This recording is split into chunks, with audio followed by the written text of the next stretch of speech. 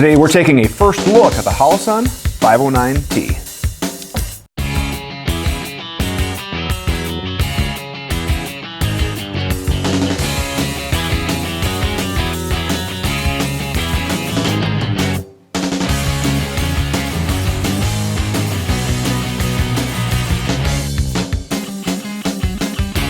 The Holosun, or Holosun, I'm not exactly sure how to pronounce it. I think it's Holosun. The Holosun 509T was a special edition just for me. The T stands for Tim.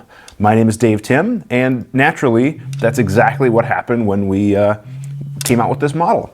And I'm really, hang on. It's Holosun. Hello? Yes? Titanium? No. Come on. I need the follower. But my okay. Yes.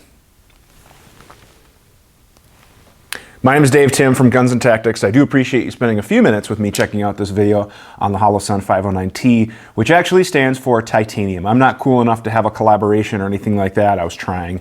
They called me out on it. Apparently they're watching. But anyways, I have to say, first impressions are pretty positive with this. I have about a week and a half with the Holosun 509T, and I like it.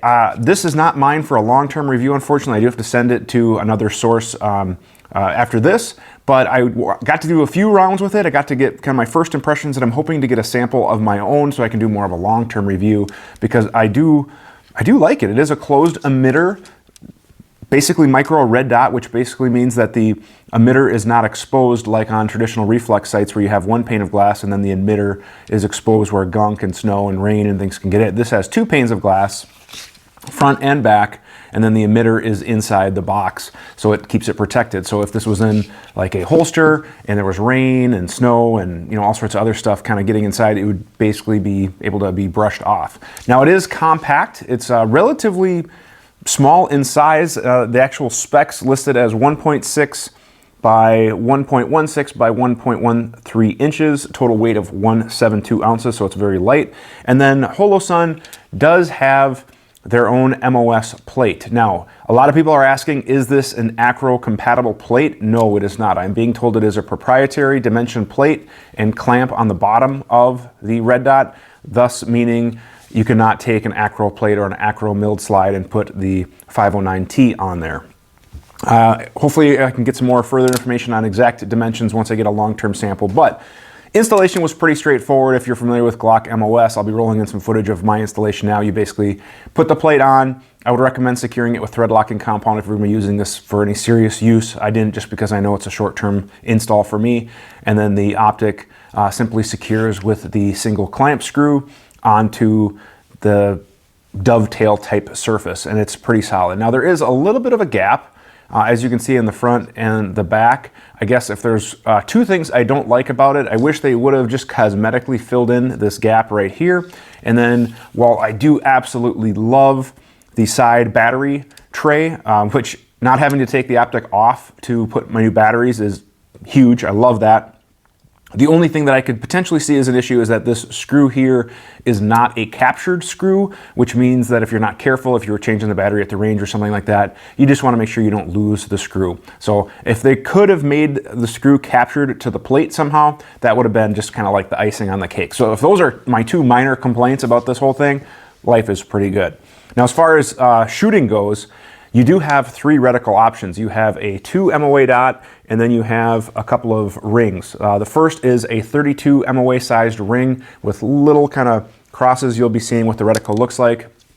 That's the halo. You can have the halo with the 2 MOA dot, and then you can have the dot only. Now I tried all three, and what I have found, just because I'm used to shooting single dots, when I did have the halo activated for a stage, it just threw me off because it fills up the window more than what you're seeing for the footage. In real life, my eye is perceiving it actually fills up the window a little bit more than I'd like.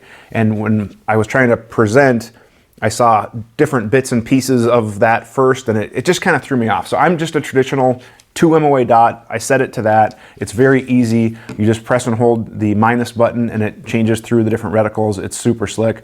Speaking of buttons, the buttons are nice and big on the side, but yet they are low profile, so you're not gonna rub them on any gear, holster issues, whatever. So I liked that a lot, and they were easy to manipulate. Now you do have a couple of different modes. You can have it in manual mode where you control the brightness. You can have it in an auto mode where it controls the brightness for you. And best I can tell, the sensor for that is somewhere up top, because every time I would shine a light, either the front or the back, to try to get it to change, it would really only respond based on the light source at the top. So I would prefer in some ways that the light sensor would be in the front. That way, in case I'm in a dark building looking towards something bright, the sight could see there's that bright light and make it brighter for me. That's why I personally don't like the auto adjusting models. I just like being able to put it on manual and be done. Speaking of the top, it does have a solar panel right here to help supplement power, which battery life is reported at like 50,000 hours. And it also does have a shake awake technology. So if it's not being used, it'll kind of save battery, and then when it detects motion or movement, it'll wake up. But then the solar panel can help supplement it. So if you're shooting outside, even if your battery goes dead, that solar panel will help provide you a dot. So it's almost kind of like apocalypse proof, which is kind of cool. And the titanium housing, which is what the T really does stand for, it appears to be very robust. It appears to be durable. I'm told that part of the reason why they selected titanium was not just to make it lighter, but to also make the housing stronger. As far as durability goes, I think it's going to be a pretty robust optic. Now, I don't get to torture this one because it's not mine, but I already know that Aaron Cowan from Sage Dynamics, who's kind of a industry leader in red dot on pistol stuff, has already had one for a lot longer than I have and done a torture test, and it did really well. You can check out Aaron's video by just searching Holosun 509T review, and his is going to be the first hit on any popular search engine. But he's a smart guy. He's doing a lot of running and gunning and a lot of testing with these red dots, so you can also check out his video as well. I found the window very presentable. It's a square window, similar to other profiles, except for it's a little bit larger, my perception, than like the RMR. I found it very easy to find the dot. I don't have a ton of rounds through it. I just did some drills on my own, zeroing, just some practice, and then I did shoot a local USPSA match with it, and I had no problem finding the dot. I had no problem making precise shots. I got a bunch of alpha hits, which I haven't shot USPSA for a while. I'm used to 3-gun where it's like hose 2 anywhere and go, but you know, actually having to kind of more aim and get my 2 alphas, I had no issues with the dot whatsoever, and I was very impressed with it. So shooting experience was good. I really hope to get one long term so I can shoot it throughout the summer. As far as holster compatibility goes, for my local USPSA type stuff, I use the Universal Safariland. I think this is like the 578 or 577 series, the GLS. It has a cutout for red dots. It works with pretty much any gun on the market. This works great, so I had no problem using this. And then the sight profile does not extend too far forward, where the Safariland RDS series works just fine. It does lock with the ALS. Yes, I know I don't have a light on the holster or on the gun to fit in the light mounted holster. Just forgive me, but it does work just fine. I did test it with a light on it, and it does fit the Safariland RDS holsters just fine. For more information on the full specs, you can check out Holosun's webpage, which we will put a link down there below. Pricing and availability is always a big question I get when I do first look videos. So as far as availability, I'm being told kind of that Q1, spring of 2020 is when they're going to start shipping to their dealers, distributors, etc.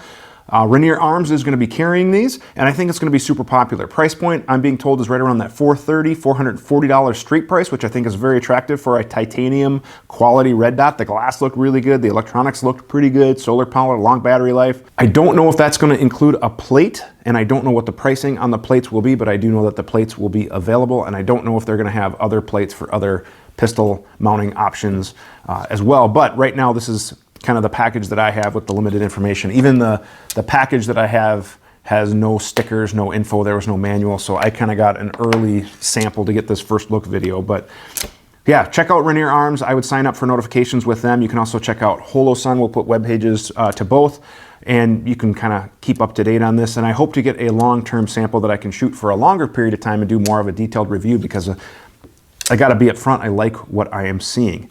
Thank you guys very much for checking out this video. I hope it was helpful. If you have any questions about the Holosun 509T, please post them in the comments below, and I'll do my best to check back and answer those questions and keep you guys updated.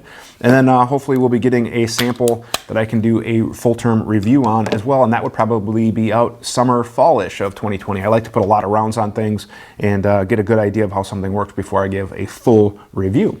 For more information about us, you can check us out online. Make sure you like, follow, share. Please get the word out. We want to grow the channel, do more cool stuff, and we can't do that without more views, more subscribers. Also, if you have a question, whether it's about this or anything guns or tactics, firearms related, go ahead and send it to our email address, which will be shown below, for our monthly QA series. At the end of every month, we answer your question, and one lucky question asker gets a prize. That is the QA series.